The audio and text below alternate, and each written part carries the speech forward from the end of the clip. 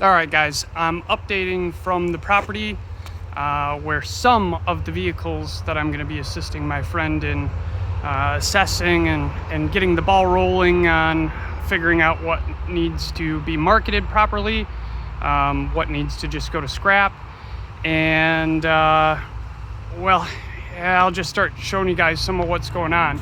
So at the top of the driveway, there's a old Electra 225, which I just thought was super cool. And then I pulled in, and next to the house is this mid-30s Chevy.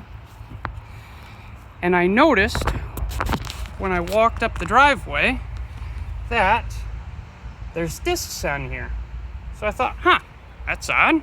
But it wasn't that uncommon for people back then to stub them. And then, okay, probably 283 or something. So I got to looking under there, and yeah, sure enough, the front end's been stubbed. So I thought, well, I wonder if they did anything with the rear. And once you know it, yeah, looks like they probably put a C3 under there at some point.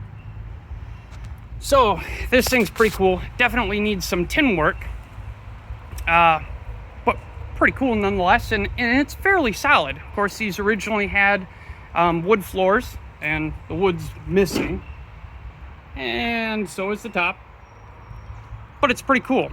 And then while I was standing here talking to my father, I noticed, let's see, where are we? That right there.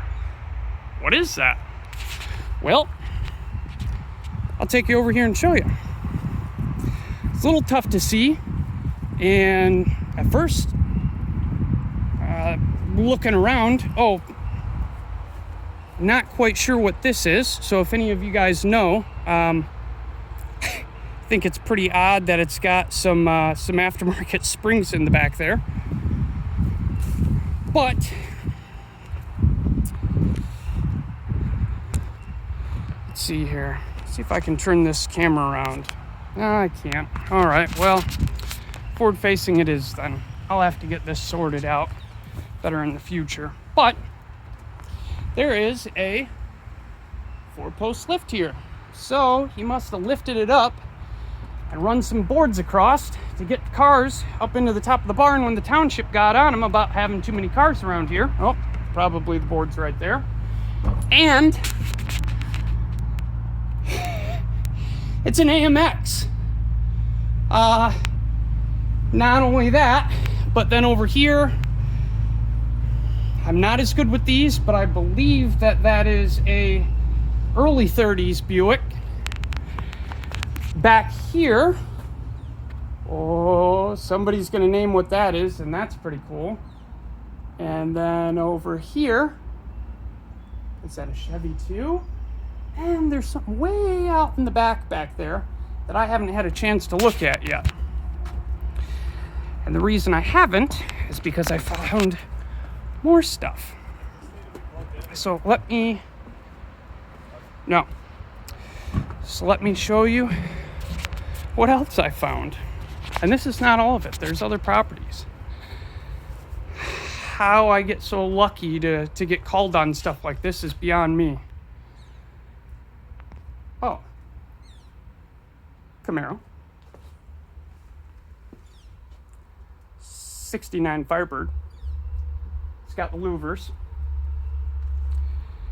And then a 63 Eldorado. Couldn't get much cooler, could it? Well, it does. There's more. Let me walk over to yet another building.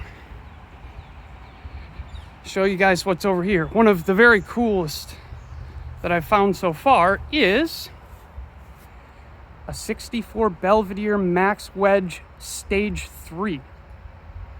And it is a real wedge car. I already ran the numbers. It's been painted. That's unfortunate. Somebody has ran some screws into the dash for a tack. But it is a real wedge car. I haven't yet sorted out whether or not it has the aluminum front clip yet. But there you go. And take a look at that. Now, what's behind it. That's a Wildcat. And then we got a Mustang over there. Over here, I haven't been able to get it out yet, but a late 80s turbo Pontiac, probably.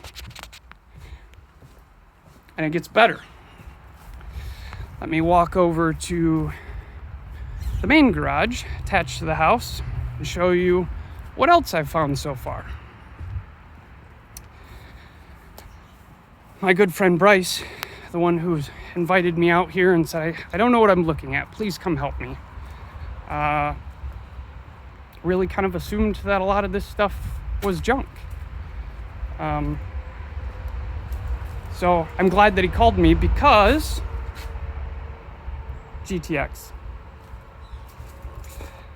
And that's not all. 2 more GMs. And apparently we haven't opened all of the garages yet. We haven't opened all of the barns. We haven't gone to the other 2 properties within 10 or 15 minutes of here. So as I find more stuff, I'll upload another video.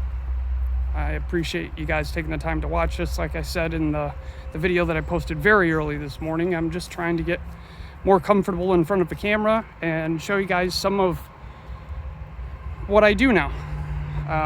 So I hope you enjoyed. If there's something that you see, there's doors and fenders and stuff everywhere, I'll be listing that stuff. If you're asking for a very specific part, we're weeks away from knowing if any of that stuff is going to be sold individually or if we're going to wrap it all up and stick it on a couple of car carriers and send it out to Scottsdale or something like that. I have absolutely no idea yet. But if there's a car that you're familiar with, you're interested in, roughly what you're looking to spend on it,